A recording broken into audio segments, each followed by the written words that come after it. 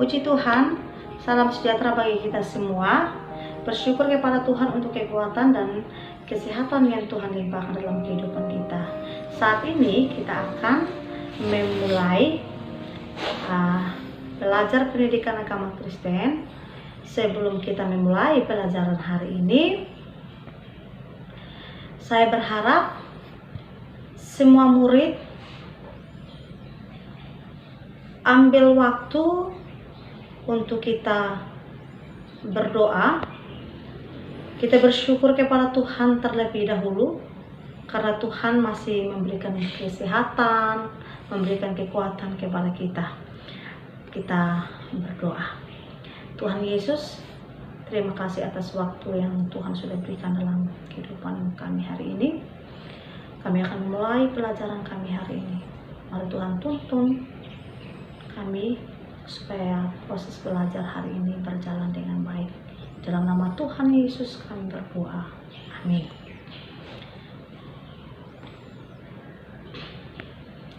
Oke, kita akan memulai pelajaran kita hari ini, saat ini, dan tema yang kita akan belajar hari ini yaitu indahnya mengampuni.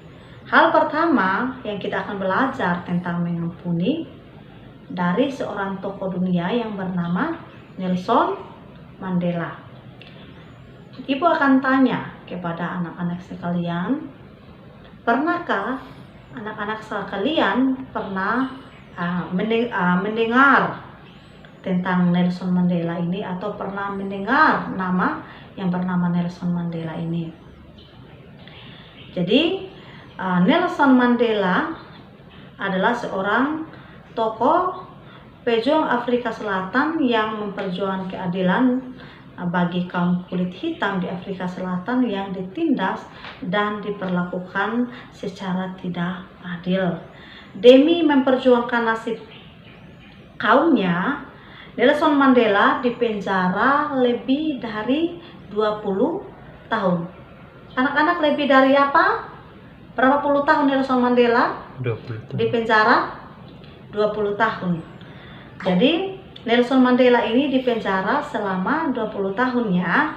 Jadi setelah Nelson Mandela dibebaskan dan memenangkan pemilihan umum di Afrika Selatan pada waktu itu, dan ia terpilih sebagai presiden, orang pertama yang diundang untuk makan malam bersama Nelson Mandela adalah kepala penjara yang pernah menghukumnya waktu itu. Padahal pada masa hukumannya, kepala penjara itu banyak merugikan dirinya.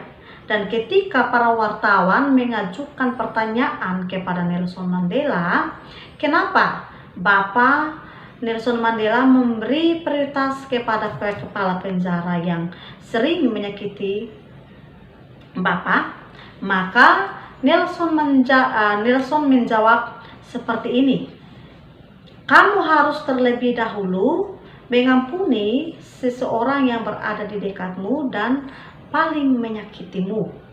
Jika kamu mampu melakukannya, maka kamu dapat mengampuni sesama yang mengampuni semua orang yang melakukan kejahatan kepadamu. Jadi kita bisa belajar dari seorang yang bernama Nelson Mandela ini, bagaimana dia mengampuni kepala penjara ini. Dan tentunya kepala penjara ini pasti dia akan merasa takut ketika Nelson Mandela menyuruh ajudannya untuk memanggil si penjara ini. Jadi ketika si penjara ini sampai di depan Nelson Mandela menyambutnya dengan baik, makan bersama dengan kepala si penjara ini, dan Nelson Mandela memperlakukannya dengan baik dan menyambutnya dengan baik. Dan ini adalah salah satu sikap tindakan yang dilakukan oleh Nelson Mandela terhadap si perpenjara itu.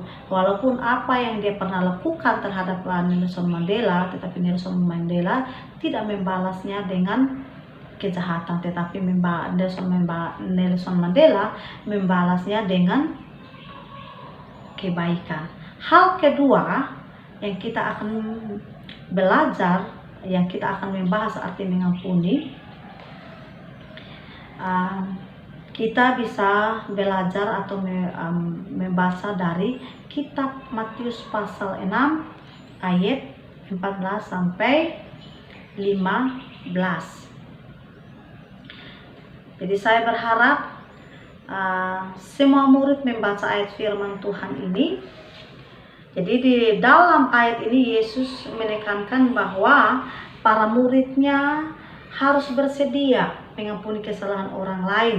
Manusia telah menikmati pengampunan dari Allah, maka dari itu manusia hendaknya juga mengampuni kesalahan sesamanya. Dan saat Petrus bertanya kepada Yesus, berapa kali kita harus mengampuni?